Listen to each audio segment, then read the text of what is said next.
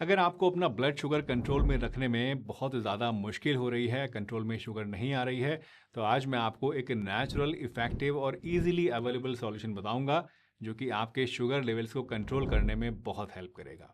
Supplement है।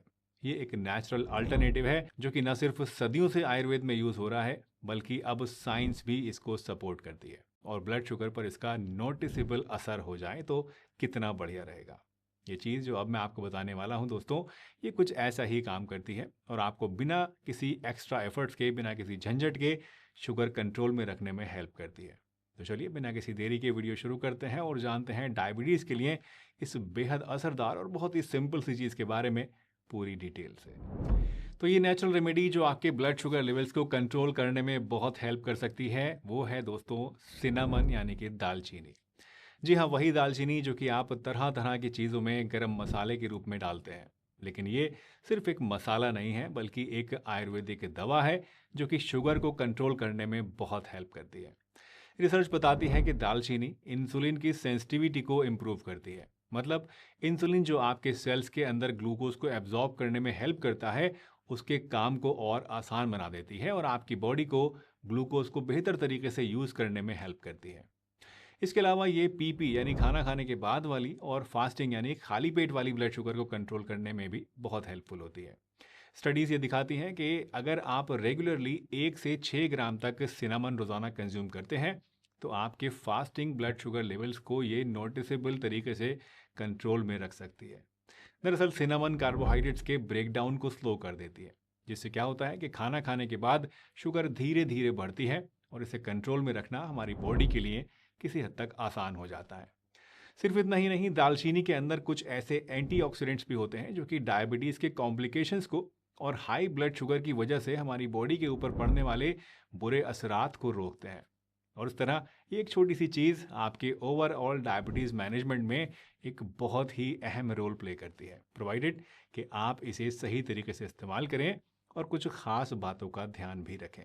तो चलिए पहले समझते हैं कि दालचीनी को हमें किस तरीके से और कितनी मात्रा में इस्तेमाल करना है, और फिर हम कुछ ऐसी सावधानियों के बारे में, कुछ ऐसी प्रिकॉशंस के बारे में बात करेंगे जो कि आपको इसे लेते समय ज़रूर लेनी चाहिए। ये ना सिर्फ शुगर लेवल्स को कंट्रोल में रखेगी, बल्कि डाइजेशन को भी इम्प्रूव करेगी।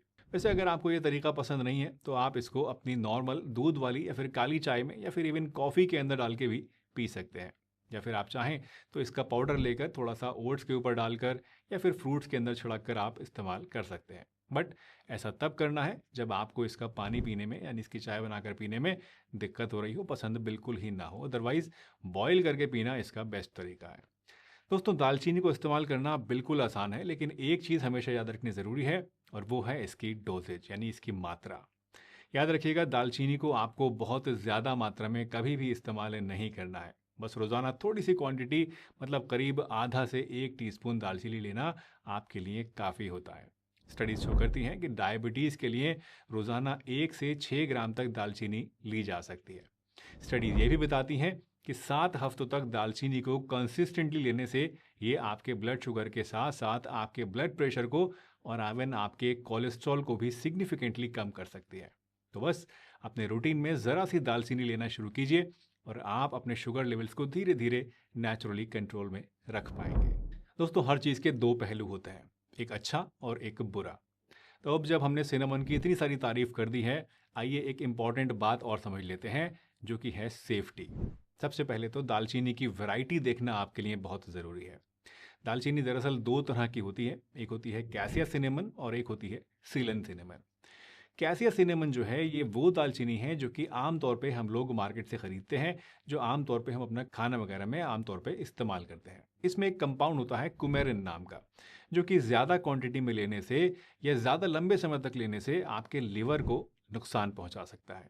वहीं दूसरी वैरायटी होती है सीलन सिनेमन, जो कि ट्रू सिनेमन कहलाती है। ये वो वैरायटी है जो कि श्रीलंका में आमतौर पर पैदा होती है और इसे हम ट्रू सिनेमन यानी असली सिनेमन कहते हैं।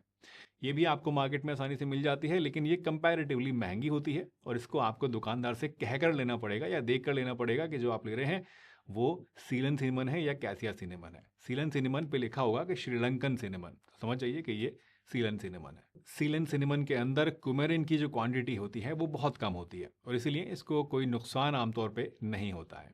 तो रेगुलरली यूज़ करने के लिए मैं रिकमेंड करूँगा कि आप सिवारा डीबो केयर लें। इसमें मौजूद हैं जामुन बीज, करेला, गुड़मार, मेथी, विजयसार, गिलोय, नीम, आंवला, दालचीनी, हल्दी, बेलपत्र, अश्वगंधा और अन्य आयुर्वेदिक जड़ी बूटियां जो स्वस्थ जीवन शैली के साथ ब्लड शुगर लेवल को मैनेज करने में मदद करती हैं। लेकिन याद रखें, संतुलित आहार लें, रोजाना हल्का व्यायाम करें, पर्याप्त नींद लें, समय समय पर अपना ब्लड शुगर चेक करवाते रहें। आज ही सिवारा डीबो केयर ऑर्डर करने के लिए हमें कॉल करें। आज ध्यान देंगे तो कल स्वस्थ रहेंगे।